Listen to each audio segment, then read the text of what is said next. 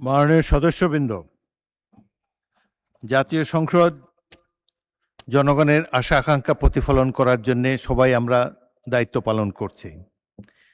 সংসদ দেশের গর্ব, জনগণের প্রতিষ্ঠান, হাউস অব দি পিপল। এই প্রতিষ্ঠান পরিচালিত হয় কিছু আইন কানুন রীতি নীতি অনুসারে। বিশেষ করে রুলস অফ প্রসিডিওর যদি ফলো করা না হয় তাহলে সংসদ কার্যকর থাকে না। আমি গভীর দুঃখের সাথে লক্ষ্য করছি যে ক্রমেই কিছু কিছু সদস্যের মধ্যে আমি অসহিষ্ণুতা লক্ষ্য করছি। জাতীয় সংসদ 5 বছরের জন্য নির্বাচিত হয়েছে। এখানে প্রত্যেকেরই কথা বলার স্বাধীনতা আছে। আপনারা সরকারি দলকে, বিরোধী দলের যেটা দায়িত্ব, সরকারের নানা ধরনের ত্রুটি বিচ্যুতি সম্পর্কে আপনারা সঠিকভাবে বক্তব্য রাখছেন, আরও ভবিষ্যতে রাখতে পারবেন। কিন্তু একজন মন্ত্রীকে তার বক্তব্য তো শেষ করতে দিতে হবে।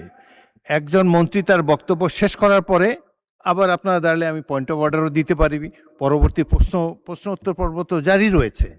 সুতরাং কথা বলার সুযোগ এবং স্বাধীনতা আপনাদের রয়েছে। কিন্তু আমি দেখলাম যে বিরোধী দলের নেতা দাঁড়ালো, পিছন থেকে বেশ কয়েকজন দাঁড়িয়ে, তাদেরকে বসানোই যায় না। সংসদে তো কথা বলার জায়গা, কথার মাধ্যমে, যুক্তির মাধ্যমে অপর পক্ষের বক্তব্যকে খণ্ডন করা যাবে।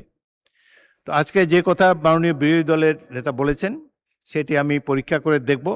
যদি অসংসদীয় কিছু থাকে তাহলে সেটাকে এক্সপাঞ্জ করা হবে, কিন্তু কথা বলার স্বাধীনতা হরণ করবেন না।